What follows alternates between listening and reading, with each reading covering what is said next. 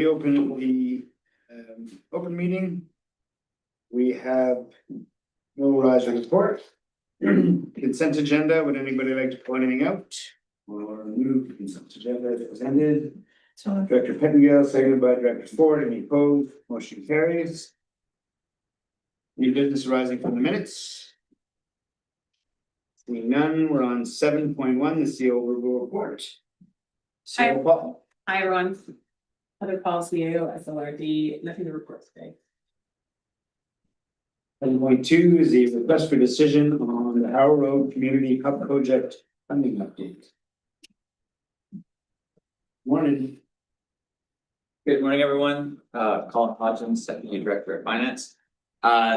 This request for decision is an update on the Harrow Road project and also requesting the board to move forward with the application. As you may remember, we have allocated $1 million in the 2025 budget for this project. However, that funding is contingent on receiving designation as a health facility under Section 49 of the Hospital District Act. The next steps for us to further that or to start that process is to submit an application for the designation, which has a few requirements. We need a letter or a resolution from this board supporting that the facility be designated as a health facility. We need a letter of support from the local health authority, and there's some additional information regarding having a nonprofit society manage those funds. Also, I just wanted to highlight that we do have a non-traditional funding policy that's been attached to this report. There are some additional requirements in that policy. The main one being that if this facility was designated as a health facility, that the funding would be provided as a forgivable loan to ensure that the facility is maintained as a health facility for 10 years in order to receive the full amount of funding. So I've also included a draft copy of a previous or a template of a previous agreement for your reference. To answer any questions. Thanks. Any questions?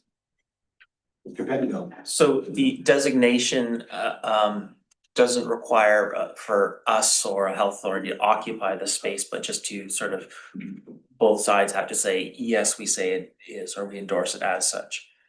For the initial application, it's just looking for the support from all the different, from the CSGI, the Hospital Board, and the Vancouver Coastal Health.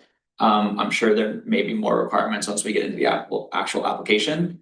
From what I've read, it's kind of done on a case-by-case basis, so there isn't like a super structured list of requirements once you're actually working with the ministry. And then on that note, then does the endorsement have to be from the provincial health authority, or could it be from a First Nations health authority that comes, or? I didn't read anything specifying. It just said the local health authority that I could find on the province's website and information on this process. So it's not, there isn't a full comprehensive list of steps. It's kind of limited information. Thank you. I just wanted to add that with the information, with the possibility of, if there is any possibility of Foundry or VCH moving in and any positive, that improves this application. Although we can apply without it, the chances of being approved are more greater or more possible with Foundry CH entering into that building and operating. So do we, making this application, do we reach out to Sea Sky Community Services to confirm where they are at with those entities? Deputy Director has been talking. Yes, I have been in contact with CSGI Community Services. I will work with them to develop an application if these resolutions are passed. I will note that the letter of support from the local health authority, they don't have to actually be involved in operating the building. They just have to support the building, and that aligns with their health goals. So VCH could support the facility without having to actually have like a commitment to operate the facility. Storm, did you have your hand up? I think Deputy Director Hodgins' comment just answered my question, which was like, who from the health authority are we asking for support from? Like, does it have to come from their VP? Is it a local representative from Sea to Sky for VCH? Do we have a sense of like who that needs to come from? Or should we do that digging? I don't know specifically who would need to provide that letter. I think I will discuss that with Sea to Sky Community Services and BCH, and we can get a letter and go from there. And if we get notification that we need something from someone else, we will follow up and provide that. Any other questions? Somebody like to make that motion? Do we do it in two? So the first, that the Sea to Sky Regional Hospital District Board provide a letter of support to the Ministry of Health and or Infrastructure to have the Harrow Road Community Hub Facility be designated as a health facility under section 49 of the HDA. By Director Rainbow, seconded by Director Matt. Further discussion? Opposed, motion carries. And that the Sea to Sky Regional Hospital District Board direct staff to develop and submit an application to have the Harrow Road Community Hub Facility be designated as a health facility under section 49 of the HDA. We've probably done that as one. Moved by Director Max, seconded by Director Rainbow. Opposed, motion carries. Thanks. And now we're on to 7.3, which is the information report on the Hospice Society Endowment Fund.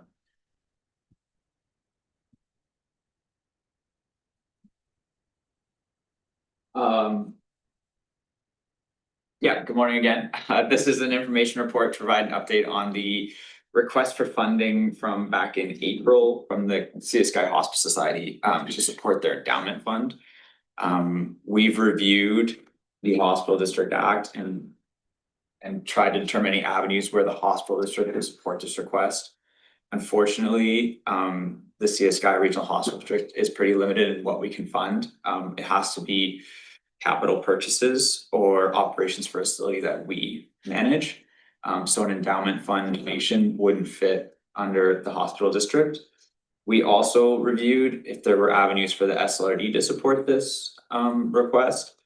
Unfortunately, with health facilities falling under provincial regulation, we wouldn't be able to support it using taxation funds. That kind of leaves two avenues for us to support this request from the Hospice Society. That would be either using discretionary funds through a separate request to the SLRD, EAD or board, or for the Hospice Society to come back with a capital funding request that hospital district could to review and decide to support. That's kind of a summary of our options currently, so I'll open it up for any questions. Questions? Right, Director Bendigo. Just procedurally, now that we have this report, do we sort of rely on them to be paying attention and watching for this, or does staff kind of follow up with them after the board's results, or how does that happen? I did reach out to them with just a quick update of what this report would entail. I let them know that I or the board would reach out if there was desire to pursue one of the other two options.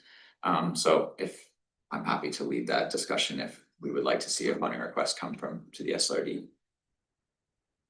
Yeah, I would make a resolution that we direct the board chair to meet with the Hospice Society with a letter outlining the options that they have for future funding requests. We've always been really supportive of this group. I think everyone around this table understands the immense benefit that they bring to the Sea to Sky corridor. And certainly we want to continue to share in the projects that they have. But contributing to a funding campaign that doesn't meet the criteria of the regional hospital district just is not personal. It's just a matter of procedure. And so I think if the letter outlines that, and if the director, if board chair would have that conversation with the staff or with the executive director at the Hospice Society, I think that would be an appropriate way of moving forward. Do I have a second on the motion? Anybody else want to speak to it? Opposed? Oh, Jen has. Oh, sorry, Director Stoner, go ahead. Yeah, just briefly, and I'm happy to have that conversation with the Sea to Sky Hospice Society. I just want to thank staff for doing the due diligence and really taking a deep dive into this. I know that we were trying to stretch in terms of some of the roles that we take on, for better or for worse. And so I think I appreciate the clarity in terms of where our bounds are with regards to the Hospital District Act. And as I mentioned, happy to have that conversation with Sea to Sky Hospice following this meeting. Thanks. Thank you. Question, anyone opposed? Motion carries. Thank you, Mr. Hodgins. Thank you.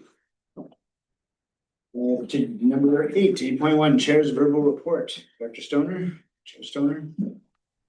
Thank you through the acting chair. I think the only thing I have to report is last week VCH hosted their local governance liaison meeting, which many folks around this table were present at. It's an annual meeting with some of the government leaders from across the Sea to Sky corridor, and they provide updates on some of the public health and broader health considerations for the Sea to Sky. I won't repeat a lot of the content as many folks were at that meeting, but I think a few highlights that those who weren't there and community might be interested in. It was really, really encouraging news to hear an update from some of the things that we're seeing on the ground with respect to the toxic drug crisis and response in the Sea to Sky corridor. As of reporting for our local health area, for the first 3 quarters of the year anyways, there's been a significant decrease in the injury and death due to overdoses and the toxic drug crisis in the Sea to Sky. And right now we're sitting at 0 deaths for the year, which is a really important milestone because 1 death is too many. That is down from a height, the highest point in 2021 was our highest number of deaths. So it's been decreasing every year since. And VCH is chalking that up to multiple factors, an increase in outreach, providing additional services across the corridor and more broadly across the province, as well as a decrease in toxicity of the drug supply. So I think while there's still more work to do, this is an ongoing file to keep our eye on. I think that we are seeing a few positive results of the decades of work and advocacy that has been ongoing in terms of trying to address the toxic drug issue.